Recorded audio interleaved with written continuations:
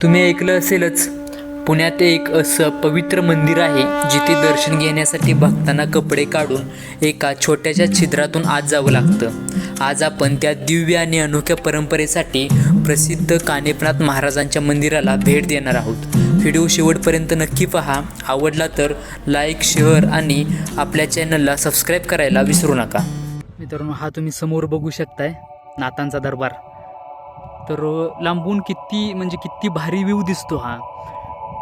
बस बघतच राहावं असं वाटतं। एक नंबर व्ह्यू आहे, एक नंबर। त्या डोंगरावर कानिफनाथांचं मंदिर आहे। तर तिथं आपण जाणार आहे आणि तिथलं तुम्हाला मी ती नाथ तिथं कशी आले काय तर सगळी माहिती सांगणार आहे तुम्हाला। तर बघा ना, किती किती किती सुंदर व्ह्यू दिसतोय हा। का लोक येत नसतील अशा ठिकाणी।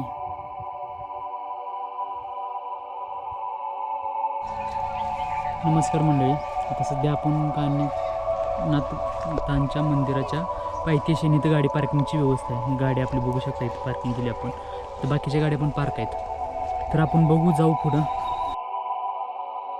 जेव्हा आपण पुण्याकडून कात्रज मार्गे बोबदेव घाटातून साधारण 8-9 किलोमीटर पुढे जातो तेव्हा नाथांच्या पवित्र दरबाराकडे जाणारा मार्ग दिसू लागतो। मंदिराकडे जाताना लांबून दिसणारा व्ह्यू तर अक्षरशः वेड लावणारा भासतो। मंदिराजवळ वाहनांसाठी योग्य पार्किंगची व्यवस्था उपलब्ध आहे। आपण गाडी पार्क करून ह्या सुंदर कमानीतून नाथांच्या मंदिराकडे पावलं टाकली। नाथांच्या मंदिरासमोरचा परिसर खूप मोठा आणि मस्त आहे। कमानीतून आतमध्ये गेल्यावर समोरच आपल्याला नवनाथांच्या सुंदर मूर्ती पाहायला मिळतात। हे नवनाथ दत्तात्रयांचे थेट शिष्य नसले तरी दत्तांना नाथ संप्रदायाचे आदिगुरू मानलं जातं। त्यामुळे हे नवनाथ म्हणजे त्या परंपरेतील महान सिद्धयोगी। त्यांच्या मूर्ती इतक्या जिवंत वाटतात की जणू ते खरेच आपल्यासमोर उभे आहेत असा भास होतो। नवनाथांचं दर्शन घेतल्यावर जेव्हा आपण मुख्य मंदिराकडे जाणाऱ्या वाटेला लागतो तेव्हा समोर एक छोटेखानी मंदिर दिसतं। झाडाखाली एक देवाची मूर्ती असून तिच्या अगदी समोर श्री क्षेत्र कानिफनाथ गडाचे शिल्पकार कृष्णाजी महादेव फडतरे यांचा पुतळा दिसतो। आणि मंदिराच्या दिशेने पुढे गेल्यावर त्या मंदिरात आपल्याला सीता, राम आणि लक्ष्मणांसोबत भगवान हनुमान यांचे सुंदर दर्शनही होते।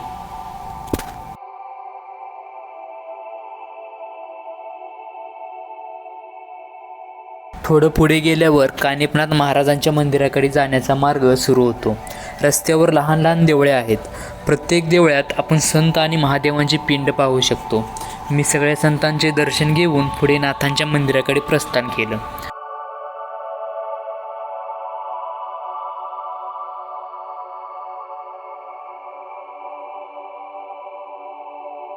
नाथांच्या मंदिराकडे जाण्यासाठीचा मार्ग खूपच सुंदर आहे, पण अंदाजे 100 ते 150 पायऱ्या असाव्यात।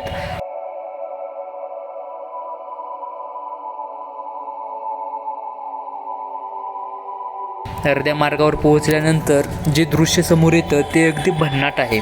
सगळे भाविक थांबून फोटो आणि व्हिडिओ काढतात, त्या क्षणाचा आनंद घेताना दिसतात। मी पण थांबून तो नजारा टिपला आणि पुढच्या प्रवासाला सुरुवात केली।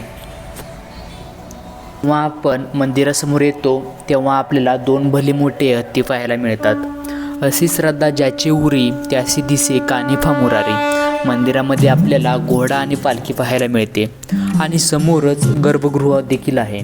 गर्भगृहामध्ये स्त्रियांना प्रवेश नाही व पुरुषांना कपडे काढून सरपटत आत जावं लागतं। येथील भाविक सांगतात की माणूस कितीही जाड असेल तरी तो या छोट्याशा खिडकीवजा छिद्रातून गर्भगृहात जातोच। कानिफनाथ महाराजांच्या मंदिरात एक गूढ आहे। इकडे दर्शन घ्यायचं असेल तर तुम्हाला छोट्याशा छिद्रातून आत जावं लागतं। हा फक्त एक दरवाजा नाही, ही आहे अहंकाराची परीक्षा। या अरुंद मार्गातून जाताना मन, शरीर आणि श्वास तिन्ही पूर्णपणे शांत व्हायला लागतात। नाथपंथात म्हणतात, जो स्वतःला छोटं करतो तोच महान मार्गावर पाऊल ठेवतो। छिद्रातून जाणं म्हणजे भीतीवर विजय मिळवणं, अंधारातून प्रकाशाकडे जाणं आणि स्वतःच्या अंतरंगात प्रवेश करणं। हेच आहे कानिफनाथ बोबदेवगडाचं गूढ। एक छोटीशी वाट पण आध्यात्मिकतेकडे नेणारी सर्वात मोठी पायरी। कानिफनाथ महाराजांच्या जन्माबद्दल एक अद्भुत कथा सांगितली जाते। कथा अशी की ज्याच्यावर विश्वास बसणंही कठीण, पण ज्याची शक्ती आजही नाथपंथात जाणवते। एका दिवशी मच्छिंद्रनाथ महाराज वनात साधना करत होते. अचानक त्यांना दूरवरून एक वेदनाने तडफडणारी हत्तीण दिसली आणि त्या हत्तीणीच्या उदरामध्ये असलेल्या बालकाचा आवाज त्यांच्या योगदृष्टीला ऐकू आला. मच्छिंद्रनाथांनी ध्यान लावलं आणि त्यांना जाणवलं हा साधा जीव नाही, यात प्रचंड योगशक्ती, विलक्षण तेज आणि आध्यात्मिक क्षमता दडलेली आहे. हत्तीणीची प्रसूती कठीण झाली होती. तेव्हा मच्छिंद्रनाथांनी आपल्या योग सामर्थ्याने त्या बालकाला थेट हत्तीणीच्या कानातून जन्म दिला. हो, कानातून. कारण नाथ संप्रदायात कान म्हणजे ज्ञानाचा मार्ग, जिथून गुरुचे शब्द, मंत्र आणि तत्वज्ञान आत प्रवेश करतात. म्हणूनच या बालकाचा जन्म कानातून झाला. तो देहातून पैदा झालेला नव्हता, तर योगातून, मंत्रातून, शक्तीतून जन्माला आला होता. मच्छिंद्रनाथांनी त्या दैवी बालकाला घेऊन योग, तप, शक्तीचं विलक्षण शिक्षण दिलं. थोड्याच काळात तो बालक सिद्ध झाला. श्वासावर, मनावर, तत्वज्ञानावर प्रभुत्व मिळवलं आणि तो पुढे हाच बालक कानिफनाथ महाराज म्हणून संपूर्ण जगात प्रसिद्ध झाला. मित्रांनो, कानिफनाथ यांच्या जन्माचा देखावा पाहून झाल्यानंतर आपण मंदिराचा परिसर पाहायला सुरुवात केली. मंदिराचा परिसर मात्र अजूनच सुंदर आहे. एका बाजूला खोल दरी, दुसरीकडे घनदाट जंगल आणि वरती थंड वाऱ्याने भरलेली शांतता.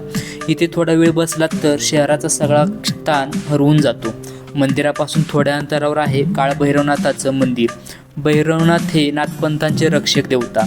त्यांचं छोटंसं देऊळ परिसराला शक्ती, संरक्षण आणि अद्भुत ऊर्जा देते. त्याच परिसरात आणखी एक छोटं पण पवित्र स्थान गणपती मंदिराचं आहे. इथून जाणारा प्रत्येक भक्त आधी गणरायाला नमस्कार करूनच कानिफनाथांच्या दरबारात प्रवेश करतो. कानिफनाथ मंदिर, काळभैरवनाथ, गणपती आणि आजूबाजूचा परिसर सगळंच एकत्र घेऊन या ठिकाणाला ध्यान, श्रद्धा आणि शांततेचं पवित्र स्थान बनवतं. जर तुमचं मन शांत करायचं असेल, थोडा वेळ स्वतःसाठी काढायचा असेल किंवा पुण्याजवळ एखादं आध्यात्मिक ठिकाण शोधत असाल तर बोबदेव घाटातील कानिफनाथ महाराजांचा दरबार एकदा नक्की अनुभवा. जय कानिफनाथ.